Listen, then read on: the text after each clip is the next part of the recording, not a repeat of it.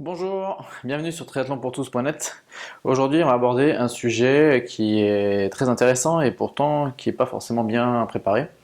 La préparation mentale. Parce que bon, tout le monde se prépare physiquement pour aller faire une compétition. Donc tout le monde se fait des entraînements en natation, en vélo, en course à pied pour se préparer le physique. Par contre, la préparation mentale, c'est quelque chose qui est un petit peu mis de côté par méconnaissance ou parce qu'on ne sait pas forcément comment s'y prendre. Et pourtant, on voit bien que les pros, ils ont des coachs pour la préparation mentale, ils ont tout ce qu'il faut qui va bien pour être sûr d'aller performer au maximum.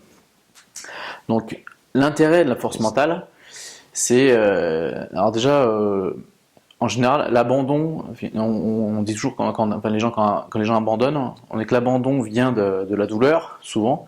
Il a mal quelque part, mal à une jambe, mal à un bras, mal quelque part. Mais en fait, en réalité, l'abandon ne vient pas vraiment de la douleur, mais de la perception qu'on en a. Donc c'est l'intérêt de la force mentale, c'est de savoir contrer cette perception pour pouvoir aller au bout de l'effort, au bout de l'épreuve. Donc une priorité pour la préparation mentale, déjà pour commencer, ça va être déjà de bien définir son objectif, enfin son ou ses objectifs. Donc il y a une citation, enfin une citation. Les marins disent souvent, il n'y a pas de vent porteur pour celui qui ne connaît pas sa direction. Donc ça veut bien dire ce que ça veut dire. C'est que déjà, il faut savoir ce qu'on veut faire, là où on veut aller, et là, c'est-à-dire qu'il faut définir des objectifs clairs et précis pour pouvoir essayer d'aller les atteindre. Si on ne sait pas vraiment ce qu'on veut faire, si on ne sait pas vraiment où on veut aller, forcément, on ne va pas forcément s'entraîner dans les mêmes conditions, on va pas se fixer les mêmes objectifs à atteindre, et du coup, on est un peu dans le flou et on essaye de faire quelque chose, mais on va voir si on va y arriver. Mais voilà, la différence entre un professionnel qui va se dire, je prends un exemple au hasard, mais un professionnel pourrait se dire, je vais courir le semi-marathon en 58 minutes, donc c'est quelque chose d'assez précis, et alors qu'un amateur va se dire, bon, bah, je vais essayer si je peux en 1h40, je vais voir si j'y arrive, si je suis en forme ou pas, en fonction de s'il fait chaud, s'il fait frais. Voilà, donc déjà tout de suite on voit l'état d'esprit n'est pas le même entre un professionnel et entre un amateur. Après il y a des amateurs très affûtés qui vont avoir des objectifs bien précis, donc ils se rapprochent plus de la préparation d'un professionnel. Mais déjà l'objectif, la définition de l'objectif au départ est hyper important. Ensuite, il faut savoir contrôler la situation. Donc quand on fait des sports d'endurance, typiquement comme le triathlon ou d'autres sports comme le marathon ou d'autres choses comme ça, il y aura toujours un moment donné où il y aura une baisse de régime, où on va commencer à sentir quelques petites faiblesses ici ou là, des petites contractions, des petites douleurs. Et naturellement, l'esprit humain a tendance à aller dans des pensées négatives. Et il faut surtout contrôler la situation et il ne faut pas que le cerveau s'engouffre dans les pensées négatives parce qu'après c'est le cercle vicieux et on fait que de descendre dans ce fameux cercle et on s'enterre. Donc il faut toujours essayer de tirer profit, d'essayer de garder, d'éliminer ces pensées négatives et de se concentrer sur ce qu'on est en train de faire et de se dire que tout va bien. En fait, il faut conditionner un peu le cerveau. Donc j'enchaîne directement sur le point suivant, c'est rester positif.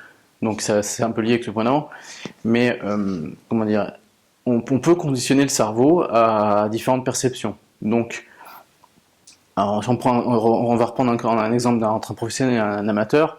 L'amateur va sur 90 km de vélo, l'amateur va se dire, oh, il me reste encore 60 km à faire, j'ai déjà mal aux jambes, j'ai dû trop forcer, je sais pas si je vais aller au bout. Alors que le professionnel va se dire, waouh, j'ai déjà fait 30 km et j'ai même pas vu passer. Donc là, je suis vraiment en super forme et là, ça va le faire, quoi. Et en fait, voilà, c'est à force de conditionner son cerveau de cette manière-là, en fait, on revient un peu sur le point d'avant, mais on chasse les pensées négatives et on se charge en pensées positives. Et ça remonte le moral, ça vous met le mental à bloc, quoi. Donc voilà. Ensuite, le dernier point, c'est la confiance en soi. Donc là, c'est quelque chose de hyper important. Donc j'avais une citation que j'aimais bien, enfin une citation, c'est une phrase d'un film qui est très connu dans Matrix, où Morpheus dit à Neo à un moment donné, tu n'es pas le meilleur quand tu le crois, mais quand tu le sais. Et donc là, c'est un très bel exemple parce que c'est quelque chose qu'on peut appliquer à plein de choses de la vie. Donc c'est pas qu'on croit être en forme, on croit être au top, on croit être le meilleur, c'est pas là qu'on l'est vraiment. C'est quand on est vraiment convaincu. On sait qu'on est en forme, on sait qu'on est au top, on sait qu'on est meilleur que les copains, on sait qu'on est le meilleur, c'est dans ces conditions-là c'est qu'on est, la confiance elle est remontée à bloc et qu'on est convaincu de réussir, qu'on va réussir. Un professionnel, il sait que quand il part pour gagner une course, il sait que le jour J, il est en forme. Il n'est pas là pour rigoler, il est là pour gagner sa course, quoi. Et il sait qu'il est en forme, il sait qu'il a bien préparé son truc, il a été conditionné aussi mentalement, il a préparé tout ça. Il a la confiance en lui, elle est au maximum, et donc il a très peu de chances d'échouer. Parce qu'il sait qu'il va arriver à ce but-là. Et c'est aussi toujours un conditionnement du cerveau aussi. Donc voilà.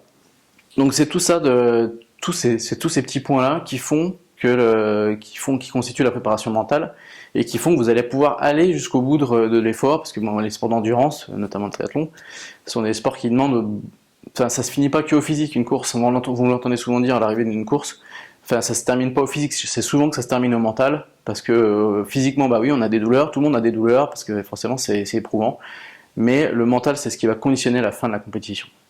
Donc voilà. Donc si cette vidéo vous a plu, vous pouvez cliquer sur j'aime, vous pouvez la partager, faites tout ce que vous voulez. Et à une prochaine pour un prochain sujet. Salut!